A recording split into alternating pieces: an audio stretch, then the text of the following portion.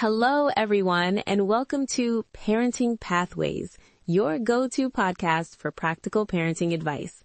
I'm Sarah, a child development specialist and mom of 3. And I'm David, a family therapist and father of 2 teenagers.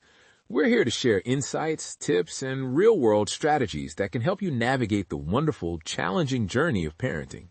Hi there. I'm Maria, a pediatric nurse and grandmother of 5. I've seen it all, from sleepless nights with newborns to navigating the teenage years, and I'm excited to share what I've learned along the way. Today we're covering parenting tips for children of all ages, from those adorable but exhausting toddler years through the school-age adventures and into the complex world of teenagers. We'll keep this conversational and practical, so grab a cup of coffee and let's dive in. Let's start with our youngest listeners' concerns, toddler parenting. Sarah, what's the biggest challenge you see parents facing with toddlers? Oh, without a doubt, it's the tantrums and emotional regulation. Toddlers are like little scientists experimenting with emotions, but they don't have the vocabulary or coping skills yet. The key is understanding that tantrums are normal developmental behavior. Absolutely. I always tell parents that toddlers aren't giving you a hard time, they're having a hard time. Their brains are still developing, particularly the prefrontal cortex that controls impulses and emotional regulation. So what's the best approach when your 2-year-old is having a meltdown in the grocery store? First, stay calm yourself. Your toddler is looking to you for emotional regulation. Get down to their level, acknowledge their feelings, I see you're really upset, and offer comfort without immediately trying to fix the situation. And remember, sometimes they just need to get those big emotions out. Don't take it personally. I've seen parents get so embarrassed in public, but honestly, other parents understand. We've all been there. What about setting boundaries with toddlers? How do you discipline effectively at this age? Consistency is everything. Toddlers thrive on routine and clear expectations. Instead of saying, don't run, try walking feet inside.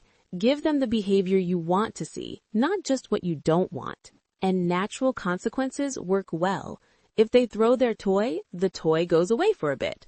If they refuse to put on their coat, they feel cold for a moment. These teach cause and effect better than lengthy explanations they can't understand yet. Let's talk about sleep, the holy grail for toddler parents.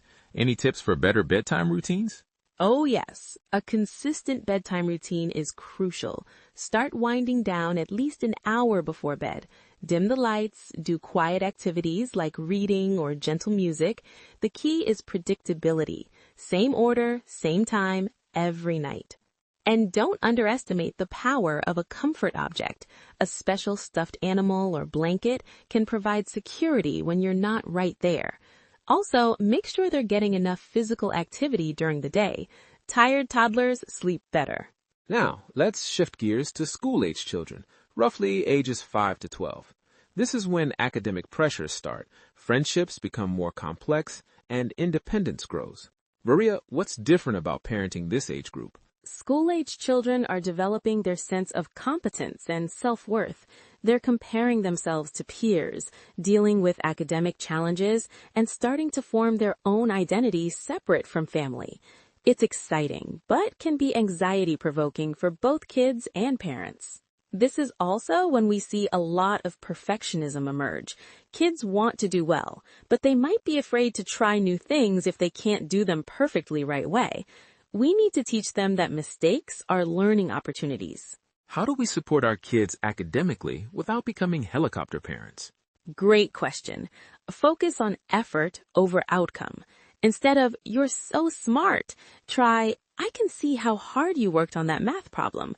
This builds a growth mindset where challenges become opportunities rather than threats. And create a homework routine, but let them own it. Set up a quiet space, establish a regular time, but resist the urge to hover. Be available for help, but let them struggle a bit first. That's where real learning happens. How about when they come home upset about friend drama or feeling left out? Listen first, fix second. Often they just need to be heard and validated. Ask open-ended questions like, Tell me more about that, or how did that make you feel, before jumping into problem-solving mode. And teach them friendship skills explicitly. Role play how to join a group, how to handle disagreements, how to be a good friend. These social skills don't always come naturally and need practice just like academic skills. Let's talk about screen time, the modern parenting dilemma. How do we handle technology with school-aged kids? Set clear boundaries from the start. Create tech-free zones like bedrooms and the dinner table. Use parental controls, but also teach them to self-regulate. Explain why limits exist. It's about balance, not punishment. And model good tech habits yourself. Kids notice when we're constantly on our phones.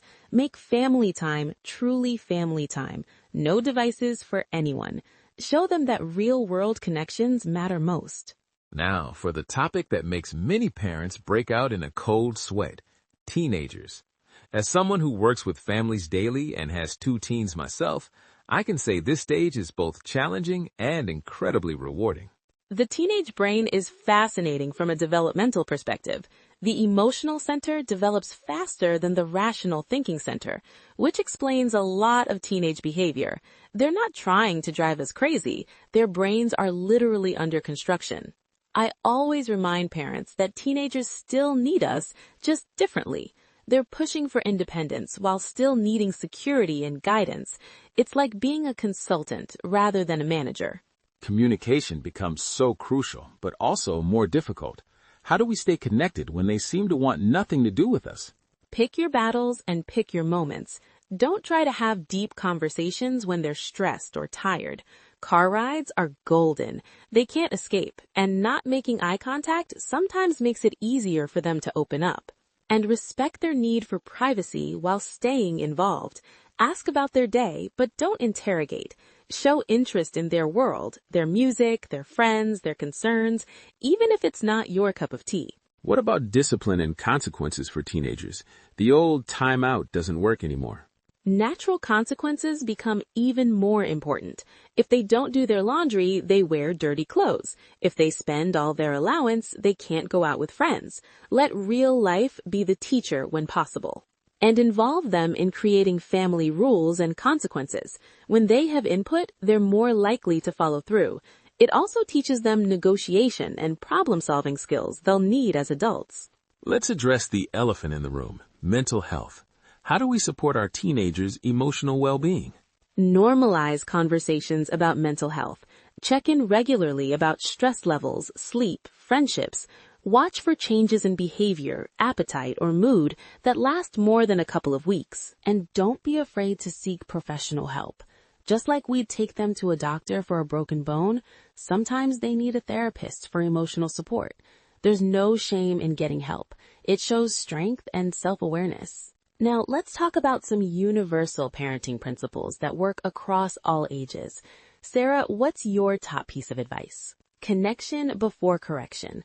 When your child is struggling or misbehaving, focus first on understanding what's driving the behavior.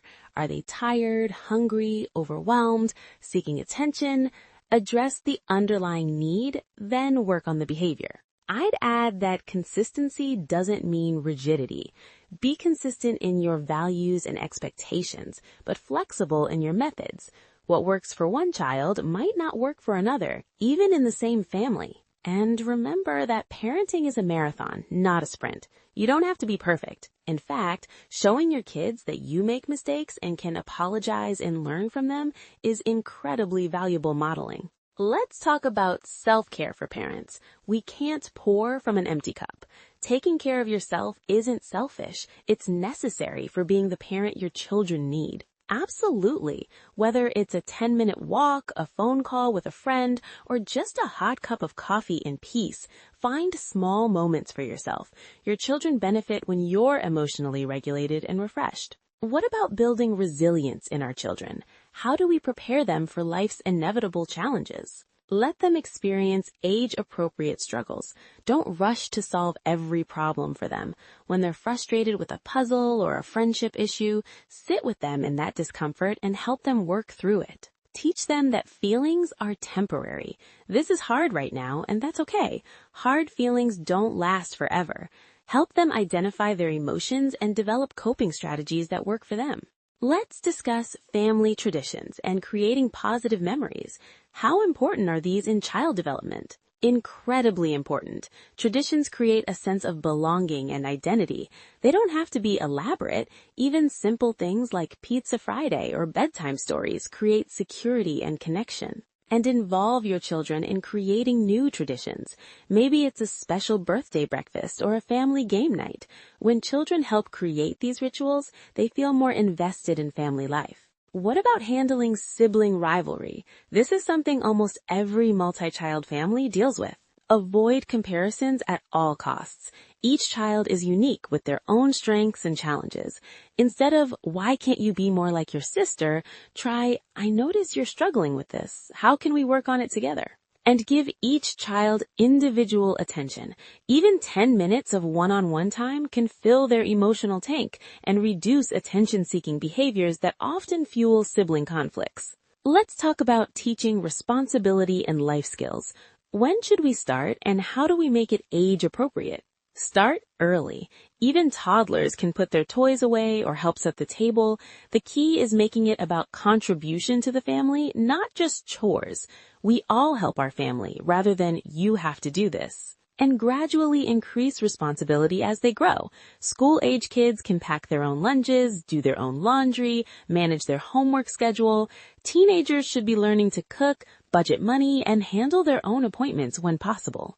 How do we handle the pressure of social media and peer influence, especially with older kids? Open communication is key. Don't just set rules about social media, explain the reasoning. Discuss digital citizenship, online safety, and the difference between online personas and real life. And help them develop a strong sense of self that isn't dependent on likes or followers. Encourage real-world activities and friendships. When they're confident in who they are offline, they're less likely to seek validation online. What about dealing with our own parenting triggers? We all have moments when we lose our cool. Self-awareness is the first step. Notice what situations or behaviors push your buttons. Is it whining, defiance, messiness? Once you know your triggers, you can prepare strategies for staying calm. And it's okay to take a time out yourself. I'm feeling frustrated right now. I need a few minutes to calm down. Then we'll talk about this. This models emotional regulation and prevents saying things you'll regret. Let's address the working parent guilt. How do we balance career and family without feeling like we're failing at both? Quality over quantity. It's not about being physically present every moment. It's about being emotionally present when you are together. Put away devices, make eye contact, really listen when your child is talking. And remember that having a career can be positive modeling for your children. They see you as a whole person with interests and goals beyond parenting. That's valuable too. What about single parenting? Any specific advice for parents doing this alone? Build your village. Whether it's family, friends, neighbors, or community groups, don't try to do everything alone. It takes courage to ask for help, but it's necessary for both you and your children. And be honest with your kids in age-appropriate ways. They don't need to know all the details, but they can understand that sometimes life is challenging and families come in different forms. Focus on the love and stability you do provide. Let's talk about preparing kids for independence. How do we gradually let go while still providing support? Think of it as scaffolding. You provide support while they're learning, then gradually remove that support as they become competent. Don't do for them what they can do for themselves, even if it takes longer or isn't done perfectly. And celebrate their growing independence. When your teenager successfully handles a difficult situation or your school-age child solves a problem on their own, acknowledge their growth. This builds confidence for future challenges. What about handling major life changes? Divorce, moving, job loss, illness? How do we help our children navigate these transitions? Honesty and reassurance. Give them information appropriate for their age, acknowledge that change is hard, but emphasize what will stay the same. We're moving to a new house, but we're still a family and we still love you. And maintain routines as much as possible during transitions. When everything else feels uncertain, familiar routines provide security and stability. Let's discuss the importance of play in child development.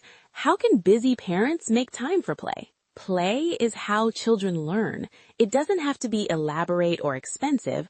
Building with blocks, playing pretend, even silly conversations in the car are all valuable play experiences. And follow their lead. Let them direct the play sometimes. When children feel heard and valued in play, it strengthens your relationship and builds their confidence. What about teaching empathy and kindness? How do we raise compassionate children? Model it first. Children learn more from what they see than what they hear. Show kindness to others, talk about feelings, and point out when others might be struggling. And read books together that explore different perspectives and emotions. Stories are powerful tools for developing empathy and understanding others' experiences. As we start to wrap up, let's talk about trusting your parenting instincts. With so much advice available, how do parents know what's right for their family? You know your child better than anyone else.